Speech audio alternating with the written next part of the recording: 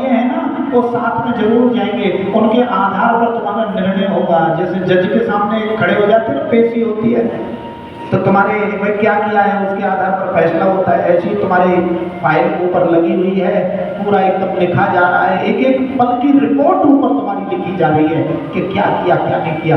उसके आधार पर तुम्हारा निर्णय एकदम, वहां पर चीटिंग नहीं होती 1% की।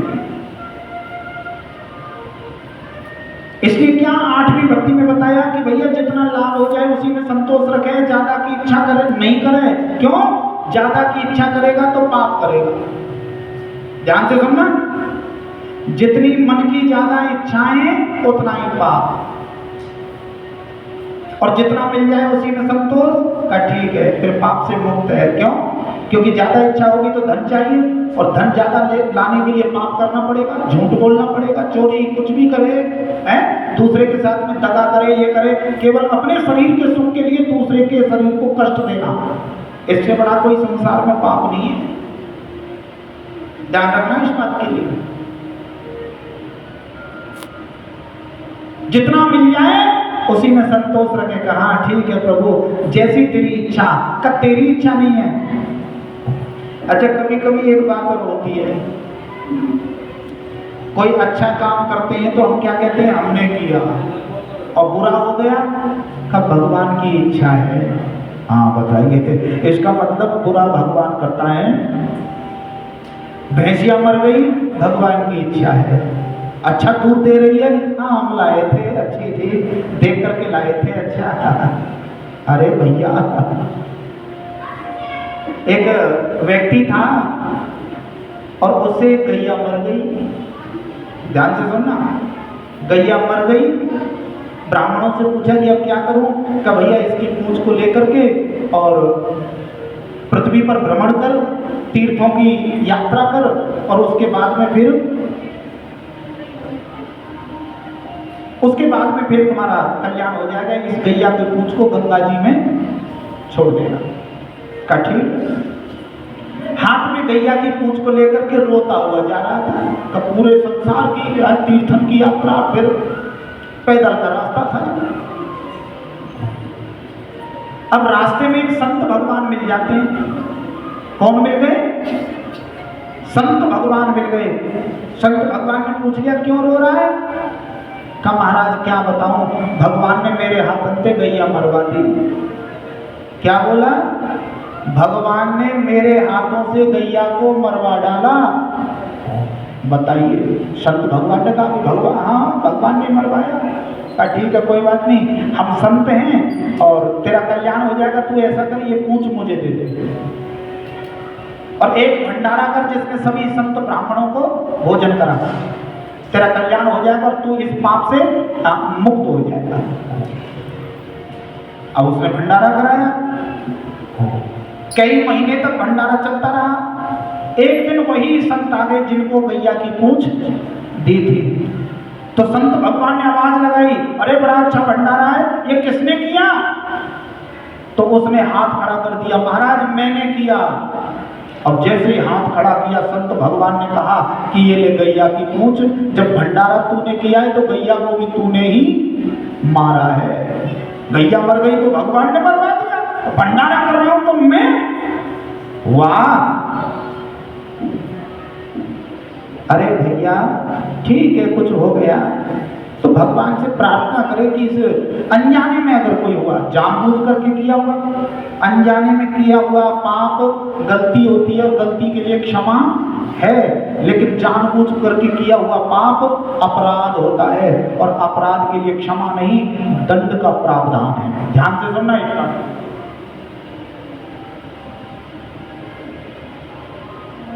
आठवीं भक्ति में बड़े तरीके से समझाया। नौवीं भक्ति में क्या कह रहे हैं? कनवम सर्ग सब छल सनहीना, मम भरोस ही हर्ष न दीना।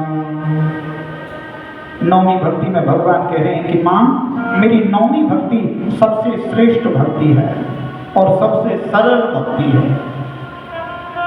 कौन सी बेटे? मां, सभी छल कपट को त्याग करके, रिश्ते नाते सबको त्याग करके, और केवल मेरी शरण में आया है कि तू मेरा है और मैं तेरा हूं। प्रभु कहते फिर अपने भक्त का पूरा भार मैं योग क्षेम वहाम्यहम, उसका योग उसका क्षेम सब भार को मैं अपने ऊपर ले लेता हूं और अंत में उसका कल्याण कर देता हूं। लेकिन सच्ची निष्ठा से दिखावा नहीं। कैसे आए? सच्ची निष्ठा से। बोली बांके बिहारी लाल की जय हो। अरे भजन कर मस्त जवानी में, बुढ़ापा किसने देखा है। तो सभी भक्तों को साथ बोलना है। भजन कर मस्त जवानी में, भजन कर मस्त जवानी में, तालियों के साथ किसने देखा है। भजन कर मस्त जवानी में, बुढ़ापा किसने देखा है। भजन कर मस्त जवानी में, बुढ़ापा किसने देखा है। भजन कर मस्त जवानी में, बुढ़ापा किसने देखा है। सभी तालियों के साथ श्री राम है।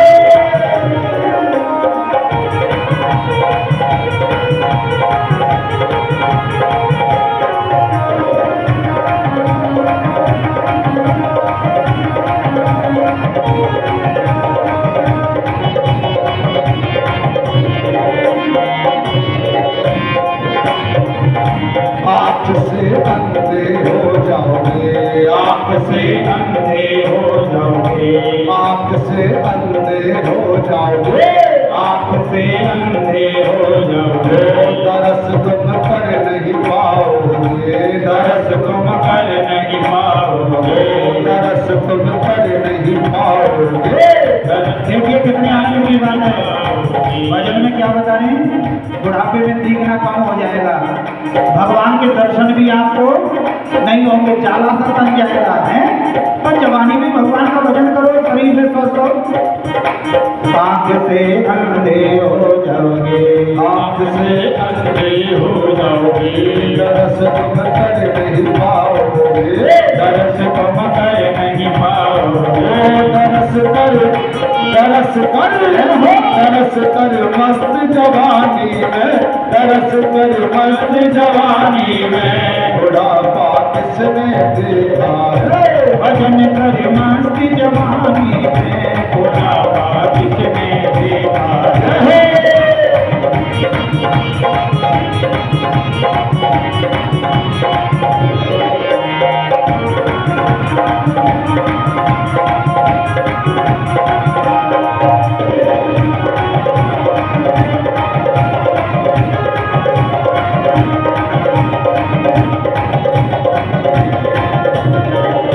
कान से बहरे हो जाओगे, कान से बहरे हो जाओगे, कान से बहरे हो जाओगे, कान से बहरे हो जाओगे। भजन तुम सुन नहीं पाओगे, भजन तुम सुन नहीं पाओगे, भजन तुम सुन नहीं पाओगे, भजन तुम सुन नहीं पाओगे। भजन सुन, भजन सुन, भजन सुन मस्त जवानी में, भजन सुन मस्त जवानी में, बुढ़ापा किसने देखा है। भजन कर मस्त जवानी में, बुढ़ापा किसने देखा है। सभी तालियों के साथ अपने स्थान में झुक हो। श्री राम है।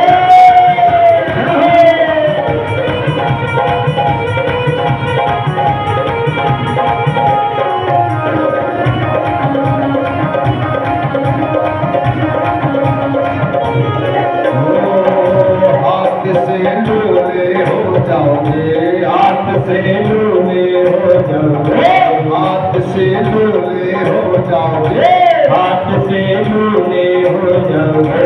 दान तुम कर नहीं पाओगे, दान तुम कर नहीं पाओगे, दान तुम कर नहीं पाओगे, दान तुम कर नहीं पाओगे।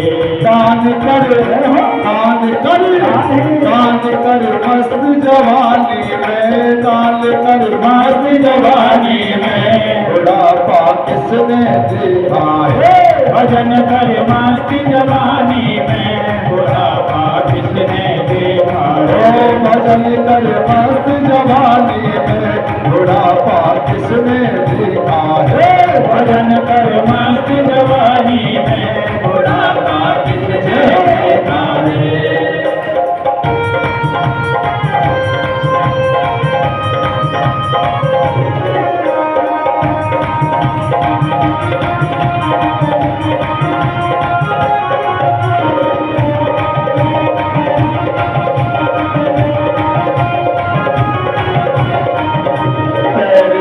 लंगड़े हो जाओगे, पैर से लंगड़े हो जाओगे, पैर से लंगड़े हो जाओगे, पैर से लंगड़े हो जाओगे। परिक्रमा कर नहीं पाओगे, परिक्रमा कर नहीं पाओगे, परिक्रमा कर नहीं पाओगे, परिक्रमा कर नहीं पाओगे। परिक्रमा कर परिक्रमा परिक्रमा कर मस्त जवानी में, परिक्रमा कर मस्त जवानी में बुढ़ापा किसने देखा है। भजन कर मस्त जवानी में बुढ़ापा किसने देखा है। भजन कर मस्त जवानी में बुढ़ापा किसने देखा है। भजन कर मस्त जवानी में बुढ़ापा किसने देखा है। बोलवा के हलाली की जय हो। जय जय श्री राधे श्याम। देखिए कितनी अच्छी सीख मिलती है किससे, भजन से। कुछ लोग कहते हैं कि बुढ़ापे में भजन करेंगे। अरे भैया बुढ़ापे तो किसी भी काम का नहीं है। इसका मतलब ये है कि जब संसार के लायक नहीं रहोगे तब कहोगे हे भगवान तेरे नहीं आए हम हैं। जब संसार के कई काम के ना रहे ना, कहा अब तो संसार के लायक तो है नहीं, हाँ प्रभु तू ले ले।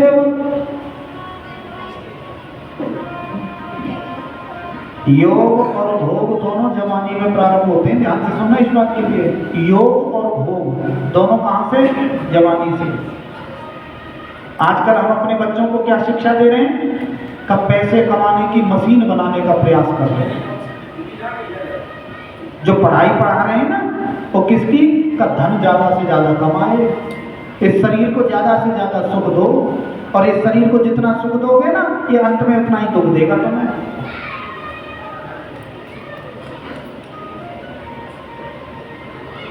अपने बच्चों को गुरुकुलों में नहीं पढ़ाते अब।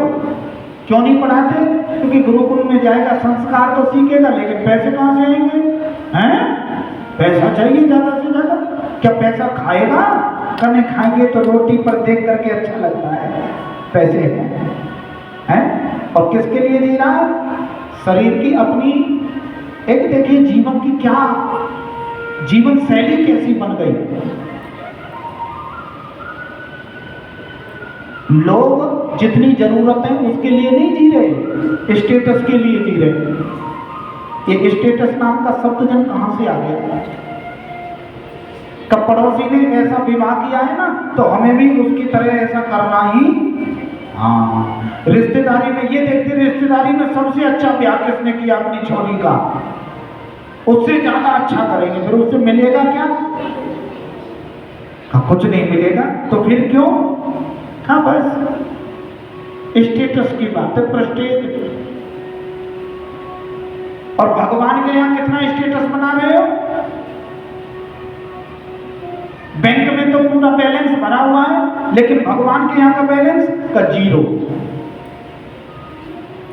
संसार में स्टेटस बनाया ना, भगवान के यहाँ स्टेटस बनाने का कभी प्रयास किया ही नहीं, विचार ही नहीं किया कि मृत्यु के बाद में क्या होगा। एक बात मैं बता दूं आपको, अरे जीवन तो सब जी रहे हैं, पति पत्नी बच्चे परिवार कुत्ता बिल्ली गधे घोड़ों को भी होते हैं। आप ये मत समझना कि हमारे परिवार है, उनके भी बच्चे हैं, माँ है, पिता है, पत्नी है, पति है, रिश्तेदार हैं, घर है, मकान है, खाना पीना सब कुछ है उनको भी। तो फिर हम में और उनमें फर्क क्या है? का हम में और उनमें ये की फर्क है कि वो दान नहीं कर सकते, भजन नहीं कर सकते। हम दान कर सकते हैं, भजन कर सकते हैं, गरीब की सहायता कर सकते हैं, जरूरतमंद के काम आ सकते हैं। सर्दियां प्रारंभ हों, पानीपत में कंबल कितने बनते हैं, और सर्दियों में क्या करें, गाड़ी में भर के कंबल ले जाएं यहाँ से सस्ते। फुटपाथ पे गरीब रहते हैं, सर्दियों में उनके लिए एक एक कंबल बांट दें, क्या घट जाएगा, इतना पड़ा हुआ है। किसी गरीब कन्या का विवाह है, उसमें सहयोग करते हैं, एक कन्या का विवाह, सबसे बड़ा दान कन्यादान। लेकिन वो दान नहीं है, कौन सा, 5100 रुपये फलाने लाला जी, लिख देना जी, रजिस्टर में लिखवा के आया। अब लिखवा लिया, क्यों लिखवा के आया? और ये देखो, कभी कभी ये सोच कितनी हंसी आती है, क्या जब अपनी बेटी का विवाह होता है ना, फिर कन्यादान वाली रजिस्टर को खोल के देखता है कहां से आया है। हमने दिया था ना वहां लिफाफा, तो वहां से आया है या, अरे कन्यादान कर रहे हो या ब्याज पे रुपया दे रहे हो? ब्याज पे रुपया दिया है ना, कन्यादान नहीं किया। अरे बताओ फिर फल कहां से मिले, कहां से तुम्हारी बुद्धि सही हो, कहां से कैसे जीवन तुम्हारा चले? ना चले गुप्त दान। क्या होना चाहिए? गुप्त दान, पता भी नहीं चले किसने दिया, कोई पता नहीं। क्यों? अगर अपना नाम लिखवा दिया तो फिर यहाँ नाम हो गया, और गुप्त दान किया तो वहां नाम हो गया, वहां लिख गया। गुप्त लिखोगे यहाँ तो वहां तुम्हारा नाम लिख जाएगा, और यहाँ नाम लिखोगे तो वहां कुछ भी नहीं है, रजिस्टर खाली, केवल पाप से भरा हुआ। ये ऐसे काम किए इसमें, ऐसे ये सब कुछ वहां मिलेगा, सब कुछ, और कर्म का दंड भोगना पड़ेगा।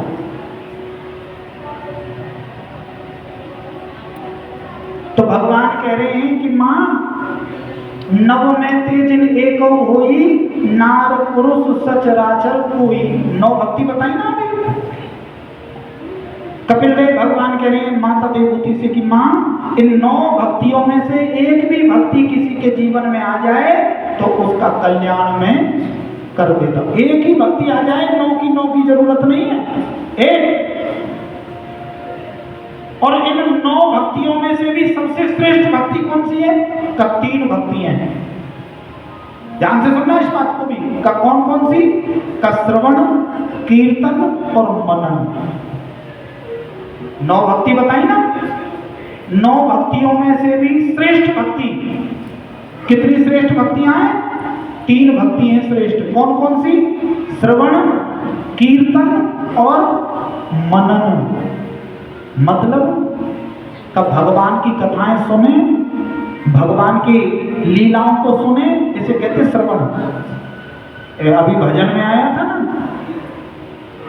कान से बहरे हो जाओगे, भजन तुम सुन नहीं पाओगे। बुढ़ापे में ऐसा ही होता है ना, कम सुन जाता है, 4 बार बोलते तब 1 बार होता है। क्यों?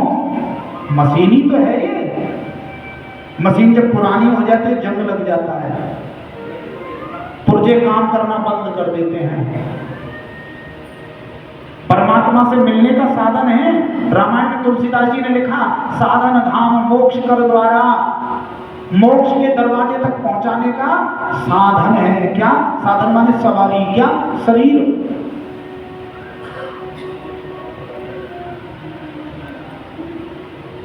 तो कहते बुढ़ापे में करेंगे। 80 साल की अम्मा से कही जाए कि गोवर्धन की परिक्रमा लगानी है पैदल, अरे पैदल छोड़ो, जवानी में ही लोग, मैं अभी क्या बताऊं आपको कि जवान लोग भी शहर के और गिरिराज जी की परिक्रमा के लिए बात कर दी जाए, नहीं महाराज जी अब तो रिक्शे में बैठ के कर लेंगे। रिक्शे में बैठ के का वो परिक्रमा है या घूमना है?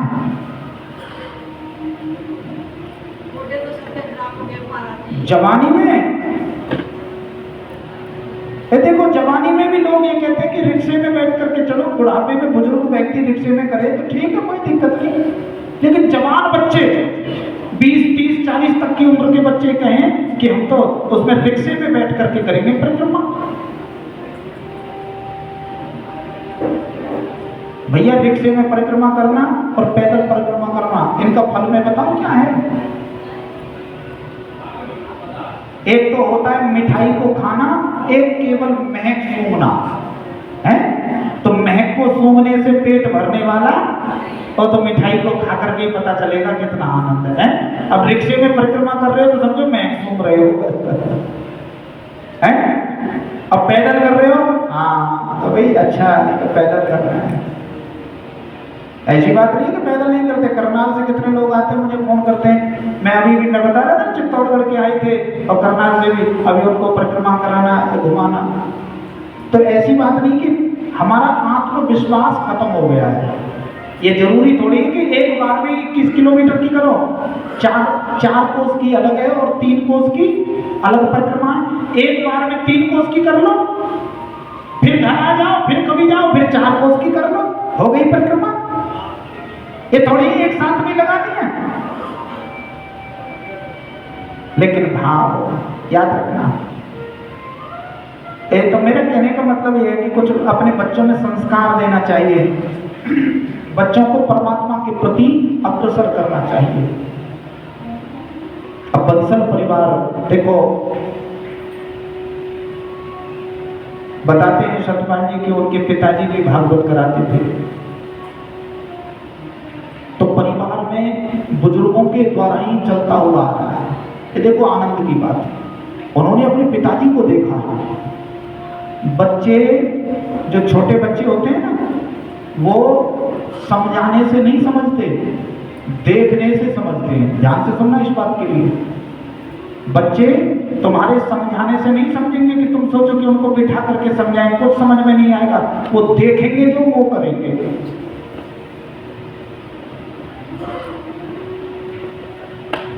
अच्छा एक बात देखिए, जो कथा सुनते हैं उसमें ज्यादा आनंद आता है या टीवी में जो भगवान की लीलाएं चलती हैं, कृष्ण लीला देखते हैं तो कितना आनंद आता है ना? इसलिए ध्यान रखना इस बात के लिए कि डायरेक्ट भाई तुम यहाँ आए कथा में तो फिर आनंद आ रहा कि नहीं देखा, और टीवी में तो चलो जनता बैठी है, कोई कथा चली रही है ना? उसी प्रकार तुम जैसा कर्म करोगे तुम्हारे बच्चे तुम्हें देख रहे हैं और उन्हीं का असर। अब जैसे इस परिवार पर दादा परदादा ऐसी भगवान की कथाएं कीर्तन करते आए तो उनके बच्चे भी कर रहे हैं, तो उनके भी बच्चे देख रहे हैं कि हमारे पिताजी हमारे ससुर जी कैसा क्या करते थे, तो वो भी आगे ऐसे पीढ़ी दर पीढ़ी ये काम चलता रहेगा। और जिसके जीवन में धर्म का काम चल रहा है वहां पर कभी अनिष्ट का कभी नहीं हो सकता। हाँ परीक्षाएं हो सकती हैं लेकिन कभी अनिष्ट नहीं हो सकता। इसलिए अपने धर्म को साथ में लेकर के चलिए, भगवान का भजन अवश्य किया कीजिए। बोलिए बांके बिहारी लाल की जय। ओ मेरो राधा रमन गिरधारी, गिरधारी सावन वारे।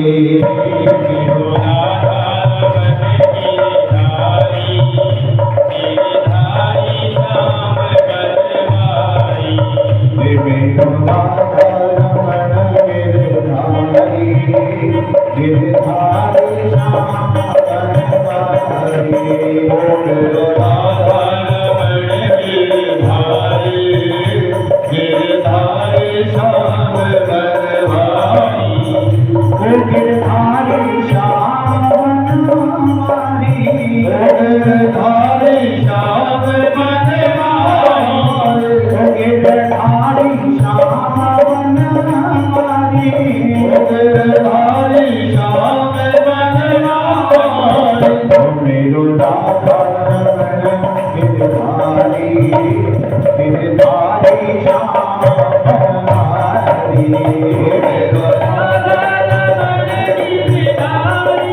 सभी तालियों के साथ बोलेंगे।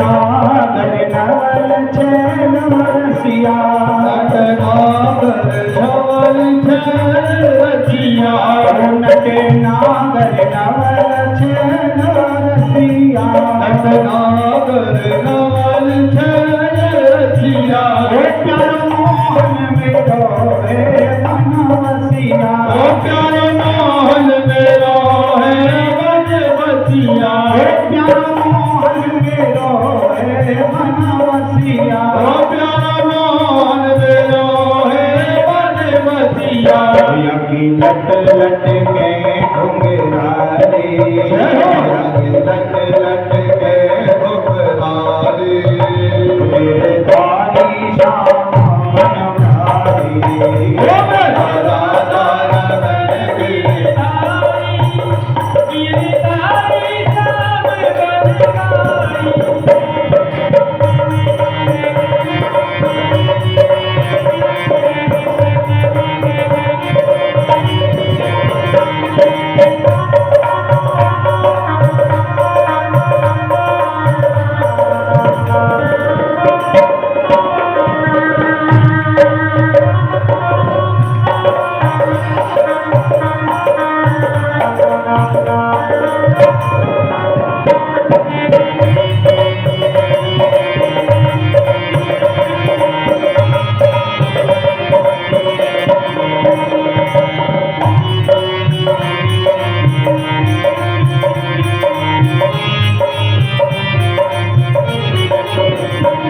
तो मुरली मधुर बजाए तो मुरली मधुर बजाए तो मुरली मधुर बजाए तो मुरली मधुर बजाए मेरे दिल को चैन चुरावे मेरे दिल को चैन चुराए मेरे दिल को चैन चुरावे मेरे दिल को चैन चुराए अकेला है छवि प्यारी जग आज छवि प्यारी भारी श्याम भारी